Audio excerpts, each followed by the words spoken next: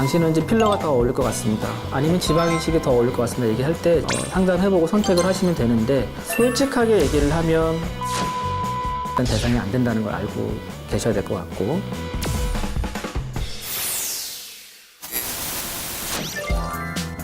보통 지방 이식은 말 그대로 내 몸에 있는 잉여 지방이죠. 보통 이제 채취하는 부위가 허벅지 안쪽이나 엉덩이 밑에 쪽 아니면 이제 복부 쪽.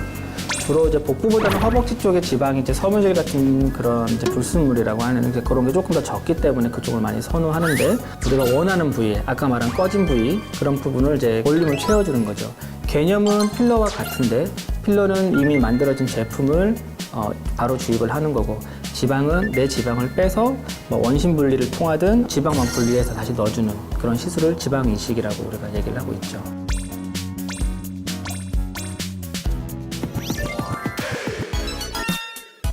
쉽게 얘기하면 우리 뭐 생고기, 냉동고기 그렇게 생각하시면 되는데요.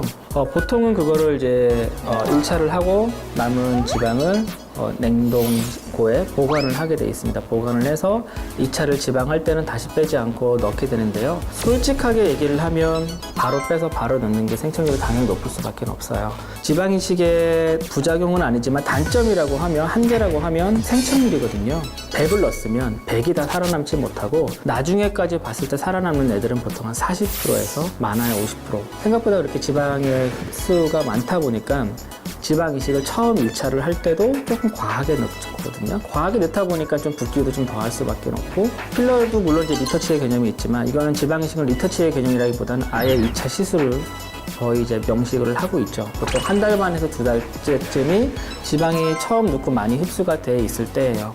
그래서 그때쯤 한 달 반, 2달 정도가 이제 지방 2차를 냉동 보관했던 거를 다시 넣게 되는데 일반적으로 냉동된 세포를 다시 넣게 되면 사실은 그 세포는 거의 다 죽어 있다고 보시면 돼요. 근데 그 지방 자체가 볼륨을 유지는 하고 있기 때문에 냉동 보관된 지방이라고 해도 볼륨에 올라가는 효과는 있는 거죠.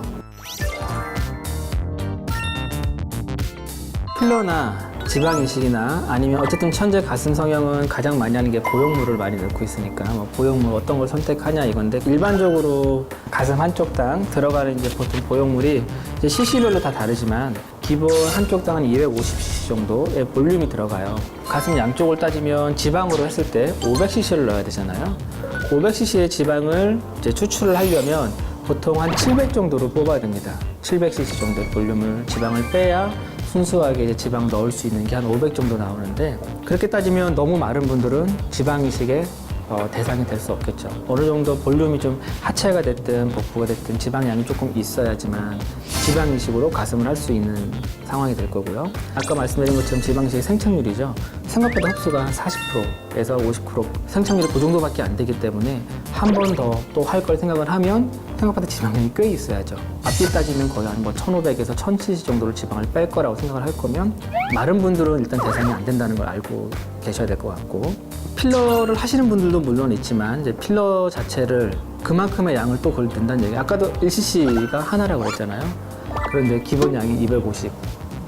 사실 비용 그 양적으로 차이가 되지 않기 때문에 이제 물론 이제 필러나 지방 이식을 해서 하시는 분들은 완전히 이제 가슴 우리가 이제 절벽이라고 하는 그런 완전히 가슴이 없는 분들보다는 예를 들어 내가 A컵인데 조금 뭐 B컵 정도로 조금만 볼륨만 조금 올리고 싶다 한 컵 정도 그 정도 올릴 수 있는 상황에서 난 보형물이 싫다 하면 이제 지방 이식을 보통 이제 생각을 해볼 수 있는 거죠. 너무 없는데 정말 가슴에 하나도 없는데 내가 B컵 이상을 원한다, C컵을 원한다 그렇게 되면은 이제 보형물을 선택할 수밖에 없습니다.